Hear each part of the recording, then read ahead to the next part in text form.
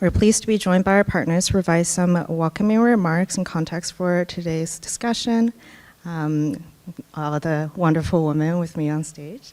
Please join me in welcoming the Ambassador to the European Union in Canada, Dr. Melita Gabrich.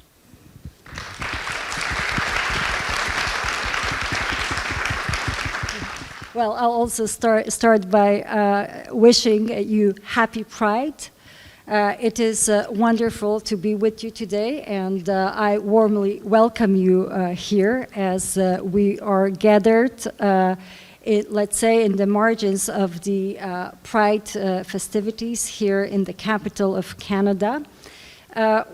Every year we gather to celebrate diversity, to celebrate inclusivity, to celebrate what we have achieved in terms of LGBTQI+ rights, but we also gather to reflect upon the challenges that we are facing, that the members of LGBTQI communities and the communities themselves are facing. And unfortunately, I have to say that in some parts of the world, these challenges are increasing and not decreasing. Now, being ambassador of the European Union, I am proud to be able to say that in the European Union, we stand firmly in support of the rights of the LGBTQI+ communities, people, individuals, and we have very strong framework, actually legal framework. It's called the EU Charter of Fundamental Rights in place. And I'm also, as EU ambassador to Canada, I frequently talk about how like-minded the EU and Canada are. And this is also true, very much true, when it comes to our commitment to human rights, to democracy, to the rule of law, and human rights. Our commitment to human rights is, of course, also our commitment to the LGBTQI+ rights, because we do consider and we believe firmly that, that LGBTQI+ rights are human rights. Now, we work very closely with Canada in different international fora to uphold human rights, to promote human rights around the world. And of course, we have a lot to do. And one thing I would say here, that while we are committed at home to do what is in our power to actually put in place and implement the legal frameworks that we have, that luckily we have, we certainly cannot be complacent with where we are. And I would say, well, also with the level of, when you achieve a certain level of rights, you must not be complacent, because somehow this inertia seems to exist that can, if you're not active, if you are not working actively on upholding the rights that you already achieved, then you can backslide. So that's one thing that I would emphasize. The other thing I would emphasize is that, that human rights are interconnected and interdependent. So when we are fighting for the rights of the most marginalized, for those who face the biggest obstacles, such as transgender community, we are fighting for the rights of all. And this is very important to keep in mind. We must not make silos. When we talk about human rights, we have to approach human rights holistically, and we have to fight for all aspects of human rights. But not only human rights. I think that another thing that needs to be emphasized is also dignity, the inherent dignity of the members of the LGBTQI+ communities. Not even half a year ago, we had here the Deputy Foreign Minister of the European Union, Stefano Sannino, and we had an excellent meeting at the EU delegation here in Ottawa. EU delegation is basically the embassy of the European Union, but we are called delegation because we represent the European Union that consists of 27 member states.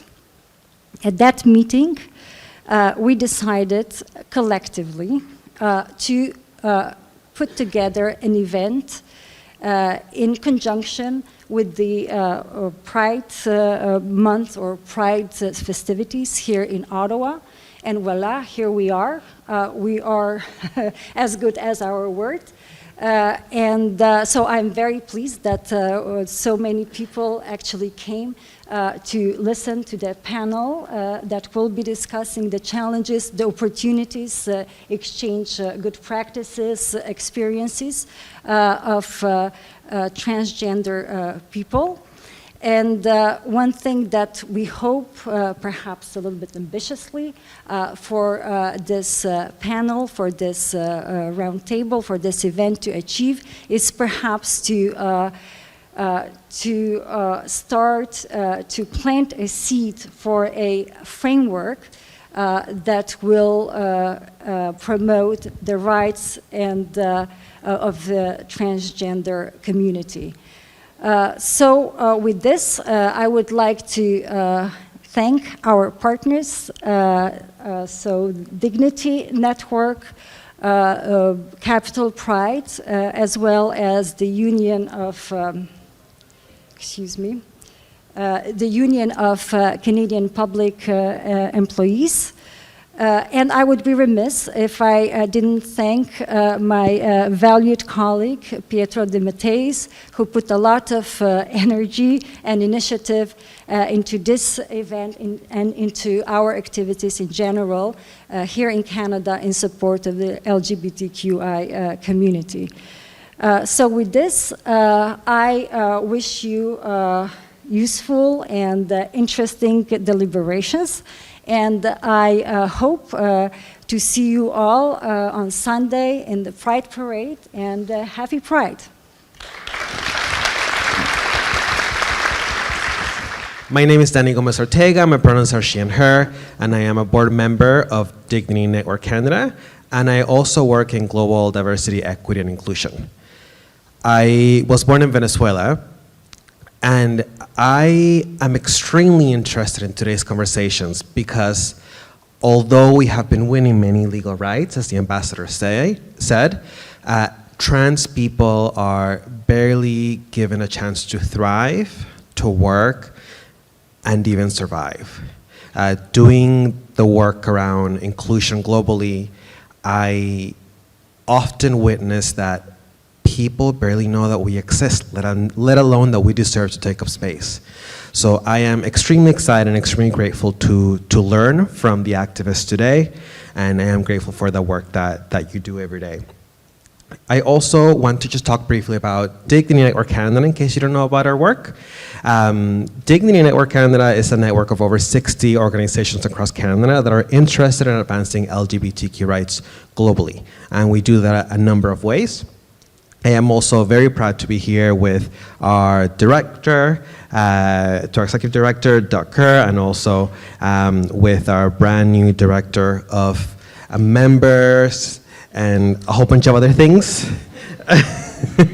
It's very, very great to have you here, Althea. I also want to say thank you to CUPE for being such a great partner. CUPE has also been supporting these conversations to happen across Prides in Canada, so thank you for doing that work.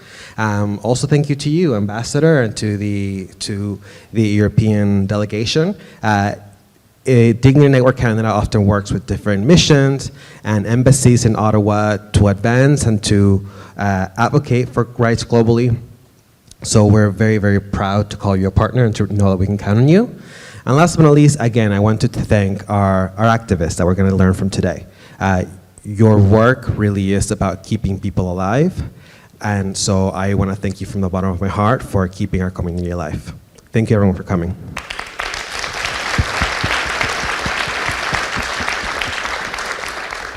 My name's Tara. I use she and her pronouns, and I am with the Canadian Union of Public Employees. And we could not be more proud to support Dignity Network and Capital Pride, the National Gallery, and the delegation of the European Union to Canada to organize this fantastic event. So, as Canada's largest union, we know that our communities and our workplaces are not safe unless everyone is safe, which is why all of the work that CUPE does to defend workers' rights includes defending the rights and safety of 2S LGBTQI people. We work with frontline organizations and grassroots activists, many of whom are here in the room, hello, to ensure that workers have the tools to defend fairness, whether that's bargaining for coverage for gender-affirming care, or lobbying for employment equity, or standing up to draconian policies that demand that workers in schools out trans kids, like we saw in Saskatchewan today, building on some of the horrors that we saw in New Brunswick a few months ago. But of course, CUPE members also know that that work doesn't stop at the Canadian border, which is why we are proud to use our international solidarity efforts and our Global Justice Fund to support trade unionists and human rights defenders across the globe. At a time when attacks on trans women and queer youth and drag performers are on the rise here at home, solidarity with those who are defending, as has already been mentioned, dignity and safety across the world is more important than ever. And, as I needn't tell you all, of course, that's because none of us are free unless we are all free. So, while CUPE members, as I'm sure many of us have, including Danny, have been celebrating prides across Canada all summer, and I'm certainly excited to do so here in Ottawa this weekend, we also know that spaces like this one that allow space to learn and to organize transnationally as part of Pride festivals are critical. I cannot wait to hear from Beyonce, Faye, Noah, and Lenny, and to continue fighting for justice all year round. Thank you, merci, miigwech.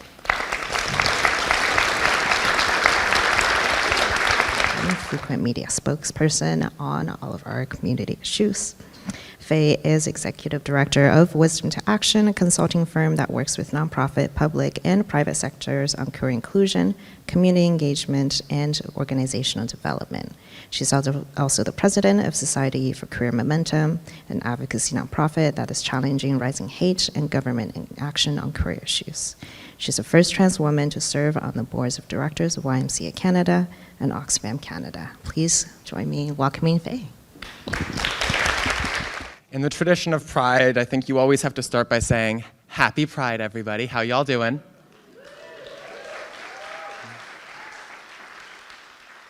Now, I have the absolute honor of introducing three incredible folks who I am sure will wow you with all of their thoughts and reflections in just a moment.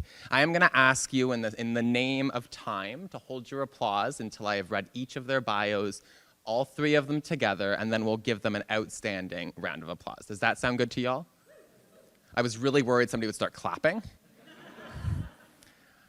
Our first panelist is Beyonce Karungi, and she is a transgender woman, sex worker rights activist, human rights defender, and a queer feminist with extensive experience in advocacy for trans and gender equity issues.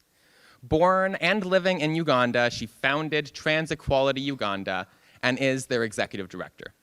She began her activism with key populations in 2009 and is also involved in efforts to stop violence towards women and girls, to promote sex and sexuality education for youth, and to increase young people's access to friendly sexual and reproductive health and rights services across Uganda. At the global level, Beyonce has worked with the international reference groups on trans women and HIV, with UNDP, UNFPA, UNAIDS, PEPFAR, the Global Fund, and USAID to develop the Transit. Recently, she became an AVAC partner and is supporting their current efforts to better understand and address the PrEP needs of trans women. Second, we have Lenny Emson, who is the executive director of Transgender Europe and is a Ukrainian-born LGBTQI human rights activist and a bigender individual. Lenny has over 20 years of experience in human rights for LGBTQI people and served the LGBTQI movement as an activist, founder, and employee of several LGBTQI organizations, including Kiev Pride Canada.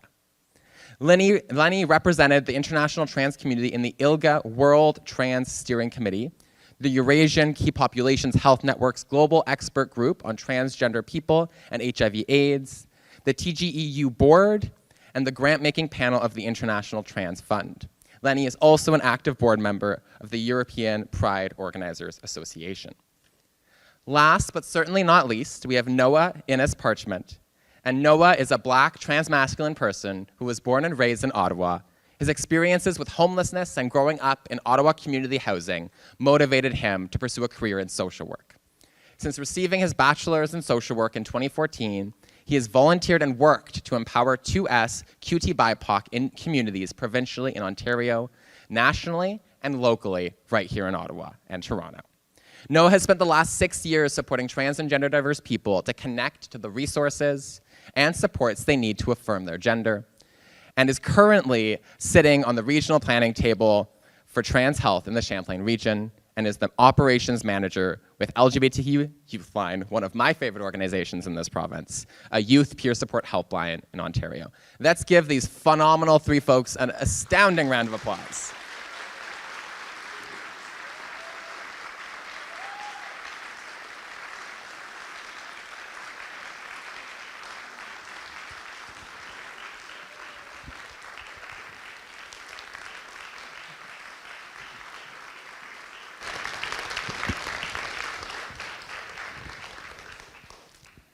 Now we're going to jump into it quite quickly, but I just want to encourage our wonderful audience to brace themselves to soak in a lot of knowledge in the next 30 or 40 minutes, and to just learn as much as you can from these phenomenal folks working locally and globally to address trans rights at this particular time where we know the international field is changing. And so maybe to begin, I'll invite each of you to tell me a bit more about yourself, your pathway to activism, and any work or organizations that you may be associated with right now. Who would like to go first? Thank you, Faye. And I would like to thank the Capital Pride and the Dignity Network Canada for giving me an opportunity to be part of this platform. How I started my activism, it was in 2009 when the anti-homosexuality bill was tabled into Parliament. So I joined my fellow activists. I came out and started to fight for rights, to claim for a space. Yeah, that's how I started my activism. Yeah. Very cool. Thank you for sharing. You're welcome. Lenny? Yeah, I want to join Beyonce with a big thank you for Capital Pride for the opportunity to be here and to speak to you today. So yeah, as Faye mentioned with my bio, right, 20 years with the movement. I'm developing and supporting different communities and of course like trans communities and priority for me, number one for me is I'm the member of the community and this is my home, this is my people, right? So, and right with different communities as well. I'm a founder of Kiev Pride Canada here in Canada, right, helping Ukrainian LGBTQI refugees here in Canada, right? So this is kind of one of the examples of my activism, right? Beyond of my work, right? Beyond of what I'm doing with Transgender Europe, right? I'm involved with different activist circles, right? And I'm with European Pride Organizers Association, which supports prides and trans prides all over the Europe and Central Asia and Caucasus, right? So very important unity as well. So, and I'm happy to be here and share with you. Awesome, thank you both. I think I want to echo both of your comments and say thank you to Capital Pride, to Faye, to QP, to the EU ambassador, to Dignity Network Canada for having space for this conversation and holding us so gently through this conversation. And to say that I look up to you both so much. I mean, we only met a couple of days ago on Zoom, but I really have immense respect for those who are doing the work, you know, all over the world in different ways. So I'm just honored to be here for real. In terms of how I got my activism started, it's difficult for me often for me to call myself an activist. You know, when I hear the work of activists like this, but nevertheless, you know, I can take it for today. I think the first time I engaged in activism, like Faye said in my bio, I was homeless at 12 years old, and that was right here in Ottawa. And I think that pushed me at that very young age to really want to contribute to a cause, any cause, to movements that would support a young person like me never experiencing that kind of thing, or at least reducing the harm that can come, you know, with losing your home at such a young age. So that's where it started for me. I think the first project that I did as an activist, I was 13. Again, I was living in Ottawa Community Housing, and I led a safer lighting project in my neighborhood because we noticed that, you know, it wasn't really kind of safe to walk around, and we needed more lighting. So that was the first thing I did at 13. And you know, being born and raised in Ottawa, it was very important for my parents, who are of Jamaican descent, to have me connect to my culture and have me connect to kind of who I am, which is a Jamaican, which I'm very proud to be. So what that meant for me was every Saturday I went to school. And you might not think this is fun, but what I did every Saturday in this school was I learned about Black Canadian history. And I did that from 14 to 17. And, you know, I think that my activism is very much rooted, first of all, in my Blackness, and then the liberation and the freedom, and in Black folks experiencing joy. And later on in my 20s, I came out as transgender, and I noticed that existing as a Black trans person is much different than existing in any other way. And so I really kind of set my eyes on how can I support those like me, how can I find others like me. And that led me to, you know, working in Ontario, working in Toronto, working here locally and nationally to be able to support the folks doing the good work, connect people, and ensure that we're all kind of connecting and talking about the work like we're doing today. So yeah, just super excited to be here. Awesome.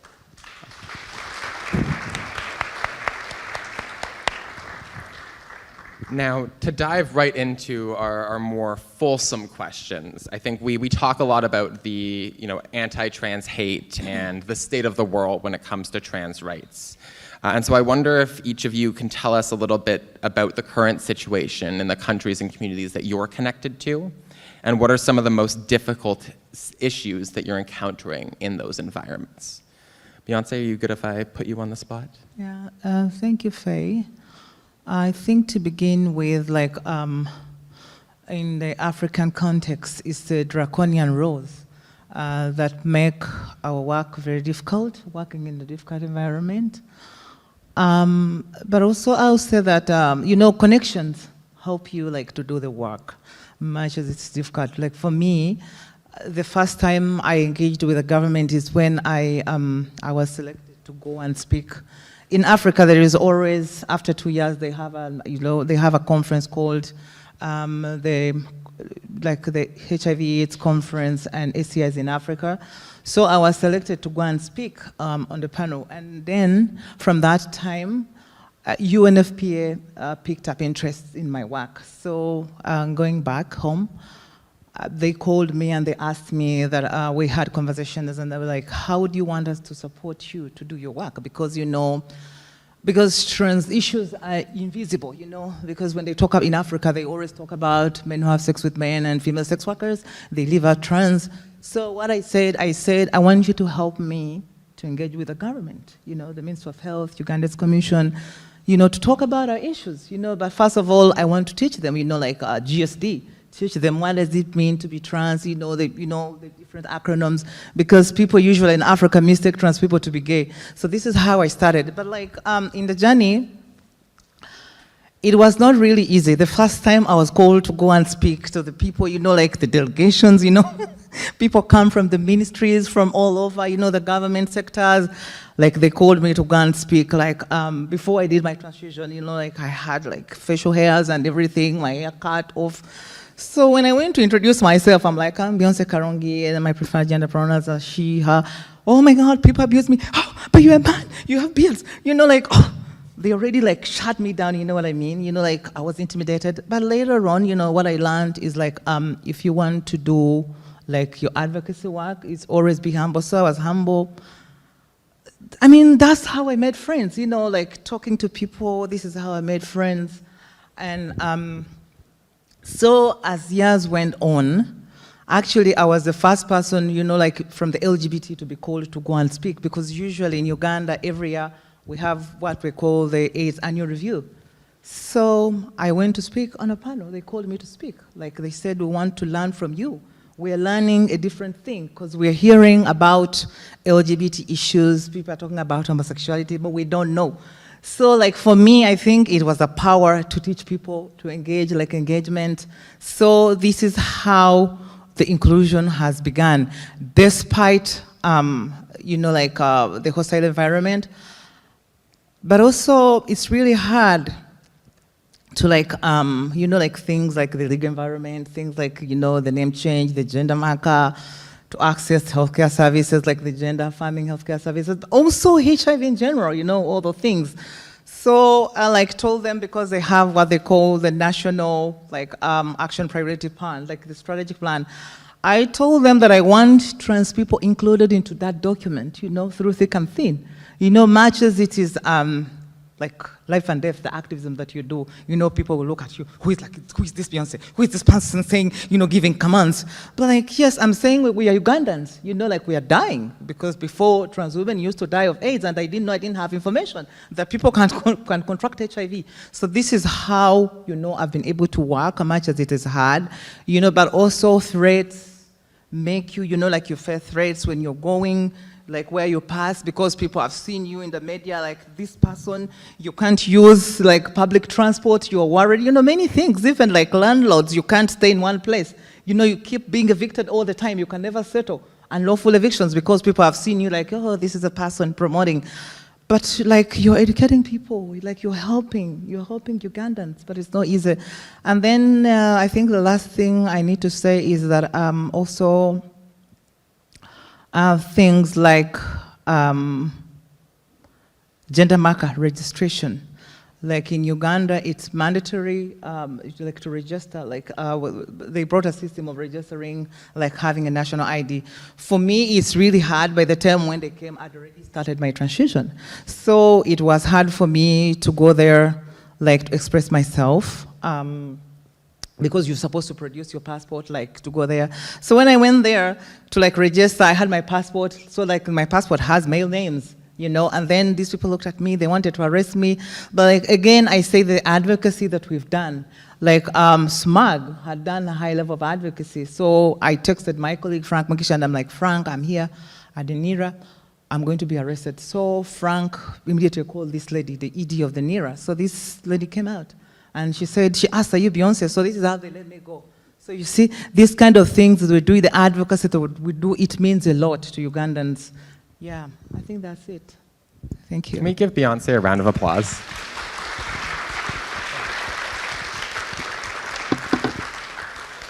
Lenny, you have a hard act to follow, but I'll give you the floor. Thank you. Well, how to explain the context, right, for such a huge region? So Transgender Europe works in Europe, Eastern Europe, and Central Asia. So literally from Iceland here to Far East here, so this is the region where we support communities. Working with over 200 organizations on the ground, in 48 countries, right? So how do you see the context? Like the context is very diverse, and to measure it, we have trans rights map. So every year, 10 years already, on May 17th, Transgender Europe issues this trans rights map that reflects the situation, legal situation for trans people in, let me see my notes, 54 countries of the region, right? And only 41 of these 54 countries in the region have legal gender recognition in place for trans people. So it's not that many, actually, right? And let me just, give you some context numbers here. So 28 countries still require a mental health diagnosis for people in order to change their legal gender marker. 11 countries demand sterilization.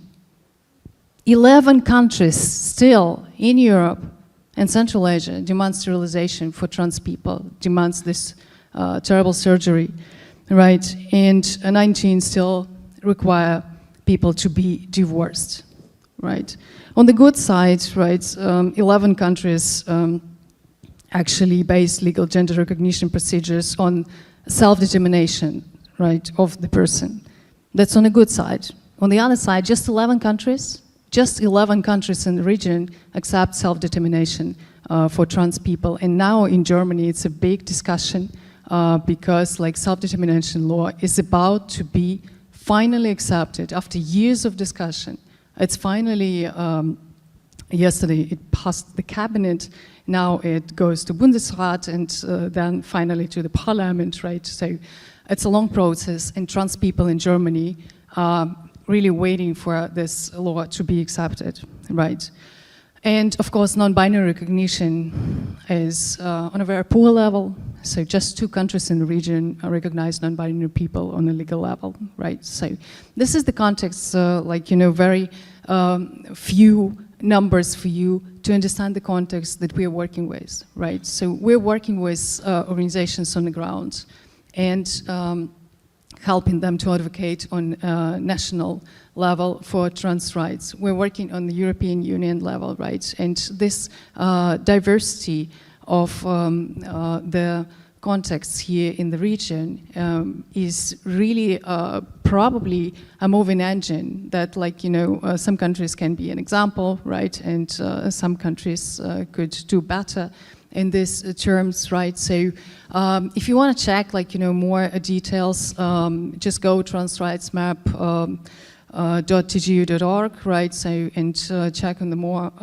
data for the region, right? Because this is the map, the unique product, right, that reflects the situation for the whole region. And I think, probably you would be interested to know more then.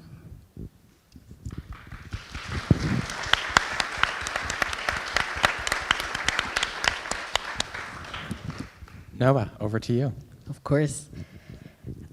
So in terms of some context, I'll start with,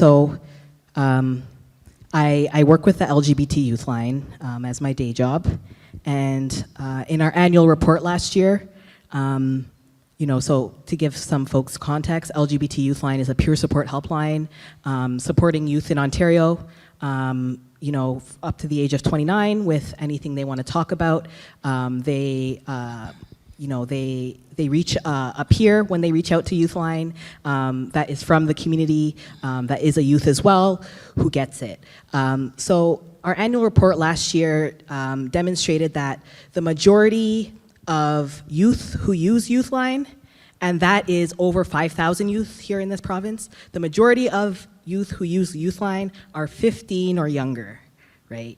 So this is the current context here, folks. In terms of gender identity and the language to describe it, kids and youth know who they are. They're reaching out for support. They're asking for support, and they're looking and seeking people who look like them who get it, right? Because those people are not always in their immediate circles. Those people are not always at school. Those people are not always at home. but Youthline provides that warm line for youth. So, that's some context, and I really want to echo to what Beyonce and Lenny said. I think that within these contexts where youth are reaching out and wanting to affirm themselves, folks are also connecting. But that's really difficult because we are all here today, and we've already named in many ways. We are experiencing extreme levels of opposition to just our existence and to just our humanity, right?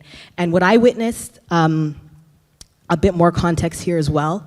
I spent around 3 years working in trans healthcare here in Ottawa. I say that to say that I did this during the pandemic, and I did it before the pandemic as well. So before the pandemic, there was about a 9-month wait to access gender-affirming services in Ottawa. When the pandemic hit and we started to really get into the thick of it, about a year and a half in, that wait list became 2 years. And so what I witnessed happening from my end was this isolation that was happening that was, for the majority of the world, not great, right? But what happened was folks were not being exposed to transphobic workplaces, homophobic workplaces. We all had to isolate and stay away from each other in different ways. You didn't have to go around transphobic family members. You didn't have to go around transphobic whoever it might be. And I think that from my perspective and opinion, this caused great reflection in our society, and folks started reflecting on who they are and who they want to be and different things that they've been suppressing, and folks moved forward in affirming themselves. And so my experience is when we rise up and we celebrate ourselves and affirm ourselves and take those steps to affirm who we are, in the same breath, they rise up and they try to tell us that we shouldn't exist. They try to suppress us in certain ways. They try to muddy the connections that we have, both on the surface and underground. And I think that this intense energy of resistance towards who we are is because, in my opinion, we are rising up. We are organizing. Despite the laws, despite what we're doing, we're rising up, we're organizing, we're making those connections, whether the folks who are at the governments know about it or not. I think the beautiful thing about the moment that we're in is that I'm seeing innovation around the ways in which we're organizing. If the laws and the policies are going to be brought back into the past, we're going to push harder and go into the future and keep affirming ourselves. And I think that we should hold space for the ways in which we're still able to be here on this stage, talk about what we've done, and ensure that when we're no longer here, when we can't be here, there are kind of precedents and ways forward that we can connect to each other to keep organizing.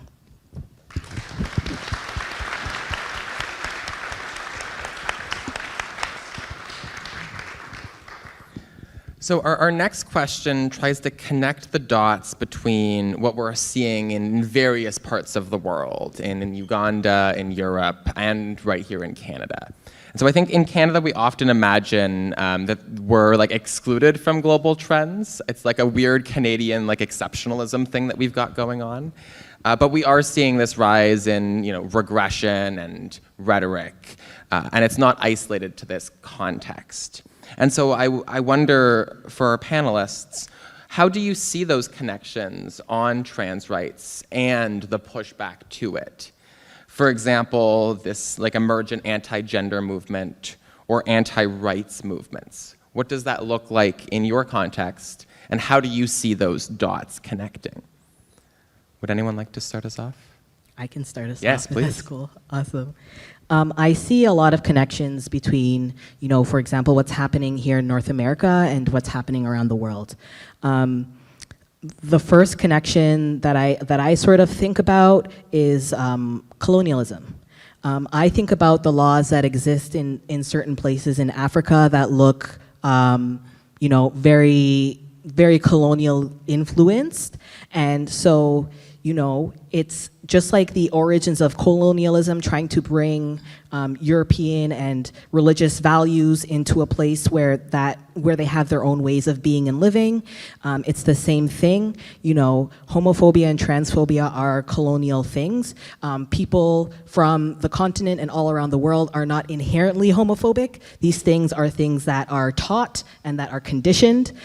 Before colonialism, we had our own ways of understanding our gender, of understanding our sexuality, that transcended what we even know here in North America. And, you know, I learned later on in life that, you know, being trans and gender diverse, you know, is actually something to be celebrated and something that makes you very powerful, you know, pre-colonial times. So I think that it's very unfortunate that things like this are happening all over the world, and seemingly there are connections to, you know, colonialism and religion and things that are not necessarily indigenous to the people who it's affecting. So I think that's the first thing, and I think that, you know, these things, like many folks have mentioned this evening, these things are not siloed, right? And so I see as well, in terms of where we're at in the state of trans rights and what are the connections. I know for me, in my organizing and in my activism, I pull from my Blackness. So, you know, sometimes I'd like to say I've been here before. You know, I've been and I've witnessed actively, you know, how Black folks had to organize underground, had to organize in different spaces, be innovative with what we do, because, you know, we are humans and we deserve humanity, we deserve respect. So yeah, I'm kind of going off here. I'm gonna let Beyonce, I keep seeing you put the mic to your, to your mouth, so I'm gonna pass it off to you. Okay, thank you, Noah. To add on what Noah said, I think for me, I think the connections of these anti-transgender movement, the homophobia, I think it's religion, you know, because these evangelists have been coming to preach hate. In the first time when the bill was tabled, we knew about Scott Lively because we had people documenting what he was saying. You know, this guy came and helped the First Lady to develop, you know, the bill. You know, he helped her to develop the bill. And then this lady didn't want to show that she's the person who tabled the bill. She has to use someone because she knows that, you know, being the First Lady, and then donors will say, people in the world will say, hey, why, you know, that this kind of thing. But she's the one who tabled the first bill. But then the second invasion that came is that these evangelists came and began preaching hate. We didn't even know that this time they didn't even tell anyone, but we realized later on that they had come, they had gone into the rural, you know, Ugandan rural, you know, they had parades, you know, they had campaigns preaching hate against homosexuality. By the time we realized, it was already late. So, and this is how people began signing, and this is how the law was set. But also, we have our own members in the community who come out to blackmail us, you know. To blackmail and talk about the issues, like, you know, it's sad, you know, people coming out and outing us, you know, as activists, as we're getting money from the West to recruit, you know, children in schools. Beyonce, I mean, I can't imagine going to schools, like talking to young people and telling them about this. I never. Even when I engaged in the government, honestly speaking, to be honest to God, I never went into schools. I only spoke into forums where I engaged the ministries. Teachers came in there and I talk about our issues, but I didn't talk about, like, I didn't go in schools, like they say, because this is what they say, we are given money from the West, we are rich, we recruit people, like, it's a lot of soft stuff, it's annoying. But again, also, the other thing that I'm seeing, like currently I'm living in the US and I'm seeing these things also coming. Like, I don't know whether it's the same, you know, evangelicals who are preaching hate again. You know, like different states are becoming homophobic. Like the anti-trans, like the laws, like trans women can't use bathrooms, you know, these kind of things. But also me being like a Black trans woman who is in the US, like maybe let me say an immigrant, I'm always worried because when you speak to people, people will know that, oh, you're not an American because an accent. People tell me you have a different accent, So sometimes I'm scared, I can't move, You're always in isolation because you fear about the things that happen. Then the other issue is also, I got to hear that if you are a gay man, you can't donate blood. These kind of things are coming. Do you see that these kind of things that are coming? It's like, I think, we always think that only when we move into these countries, we think that we have gone into heaven and we think they are safe, but it's all the same. Issues are the same. Like, for example, trans issues are all the same. There's nothing that is different. It's always the same. Yeah, thank you. Thanks, Beyonce. Lenny. Absolutely the same, because anti-gender movement is the same all over the world. And this is a really good organized movement. It's a movement and that is really supported very well. And the support that this movement got, right, the support from the US, from Europe, from Russia, really reflects the colonialism that Noah was talking about, right? Really reflects the colonial approach and all this colonial laws and colonial values that being brought to people in the region, right? So, for example, Noah was talking about the Western colonialism. I want to give you an example of Russian colonialism. Last week, I think on Wednesday, Kyrgyzstan adopted the anti-gay propaganda law, so-called. So the law that would forbid LGBTQI propaganda in the country. What does it mean for LGBTQI activists? That means that all of them are in danger now. And from where this law is coming, direct translation from Russian language in Russia into Kyrgyz language and adopted in Kyrgyz parliament under the pressure of the Russian lobby, of the Russian anti-gender movement, right? So this is the example for you how the anti-gender movement works all over the world, right? So Transgender Europe just issued a publication and analysis of the world anti-gender movement. You can find it on our website, tgu.org, right? So, and it really reflects all the sides of anti-gender movement, all the methods, the lobbying, high-level lobbying that anti-gender movement involves, right? The advocacy that they actually apply, and how successful they are, and how well-funded they are. So, and unfortunately, we as LGBTQI movement, and we as trans movement, because trans movement is the target number one in anti-gender movement's actions, right? So we are underfunded, and we, unfortunately, not there yet, but we need to be funded better, and we need to be stronger, and we need to fight more.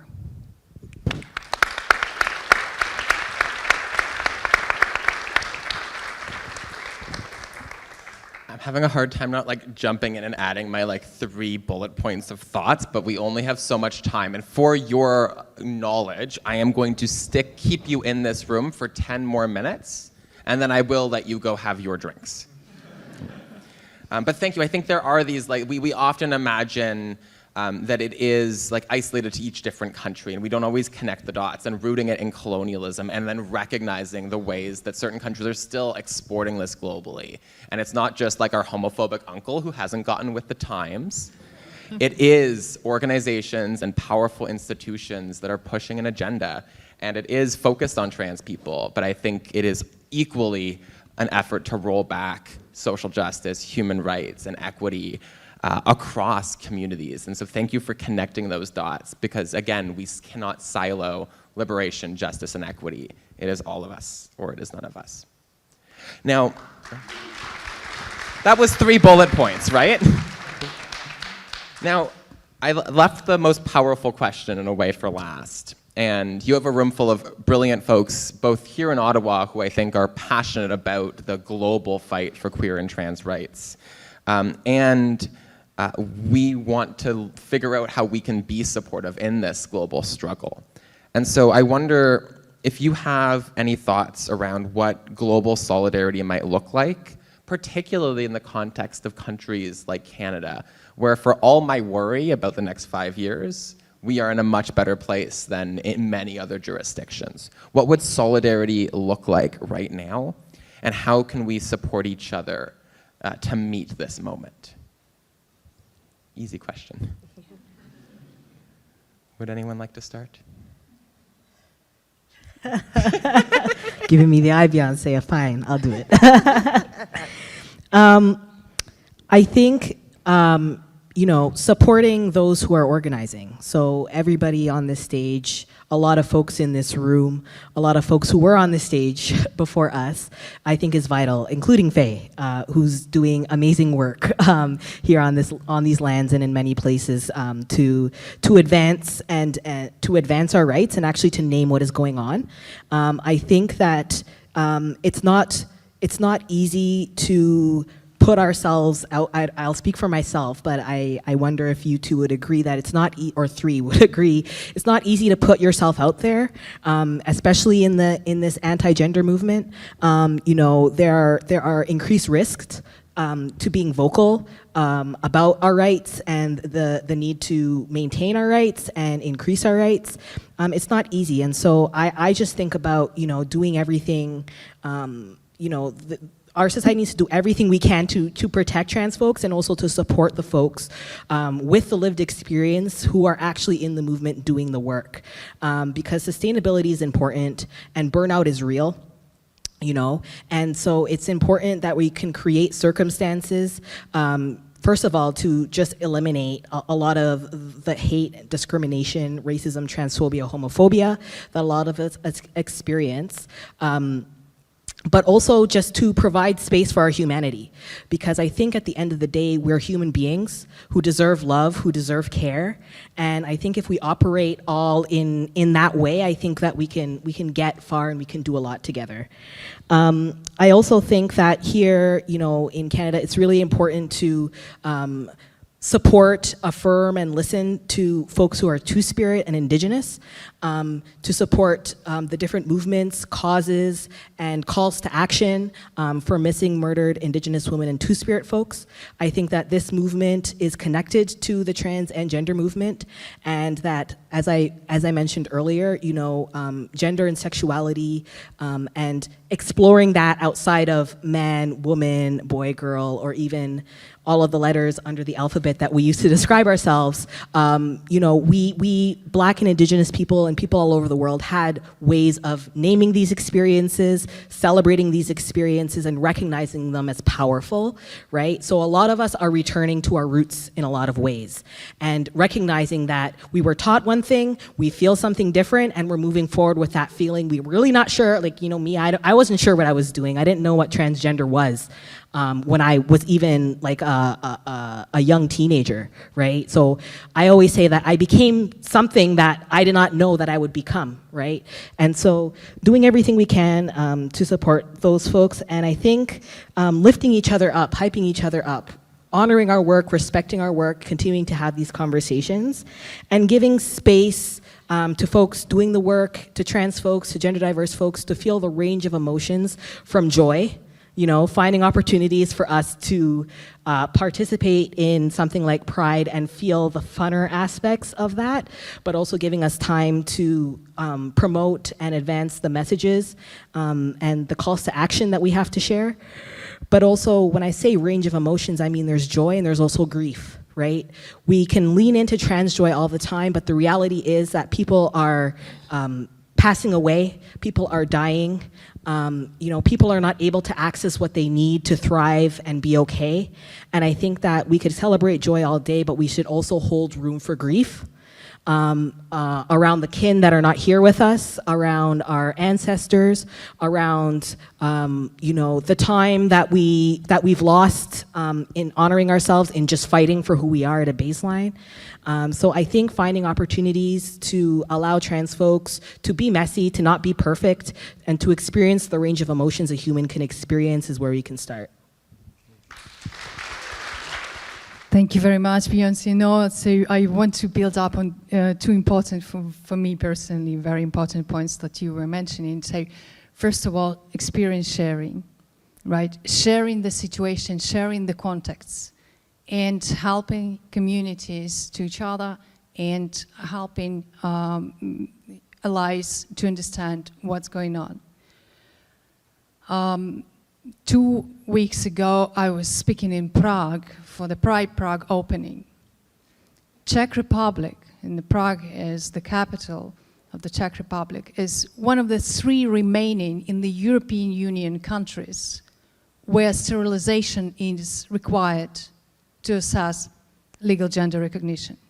And I was speaking about that. I was speaking to almost 200 people standing there at the opening ceremony, right? And most of them, of course, are local people from Czech Republic. And so many people, after my speech, reached out to me and said, I did not know. I did not know that trans community is going through this struggle in my country. So help me to spread the word, help me to help the community. And this, what I call solidarity. So we need to do that, but on a global level, right? So share the information about our contexts, share the information about our struggles, and help each other, and help community to community, from the continent to the continent, right? And of course, to celebrate our community and to have a moment for grief, right? So we do transborder monitoring, maybe you heard about it. This is a very emotionally not easy project, right? So we actually monitor how many trans people were killed and committed suicide because of transphobia in the world. And the numbers are overwhelming. And the stories behind every number is terrible.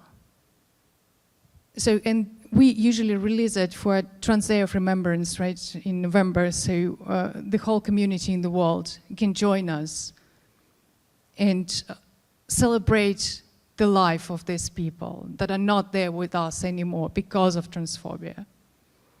So I call you, if you're from the community, from trans community, or if you're an ally, to be there with us and to celebrate the lives and to do something, like little thing in your life to prevent transphobia on your level.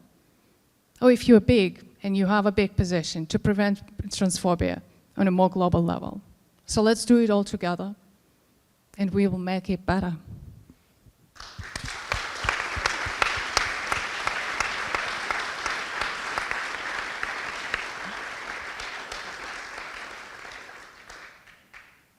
Thank you once again for I think, an action item, a grocery list of action items we can walk away from here with. And as we begin to come to a close, I just want to emphasize that this fight is unfinished. Our elders created the world where we are able to be on a stage as trans people and not have, pitchforks in the audience. But I think, as you've heard from these folks, both locally, in this country and around the world, there is so much more to do, especially for trans people. The progress we've made is precarious, and it is under attack right now. And so I invite you, if you haven't tapped into the fight already, do so today. Support the organizations, especially the Dignity Network Canada, who are advocating and organizing Canadian civil society, queer organizations, and individuals to play our part in a global struggle.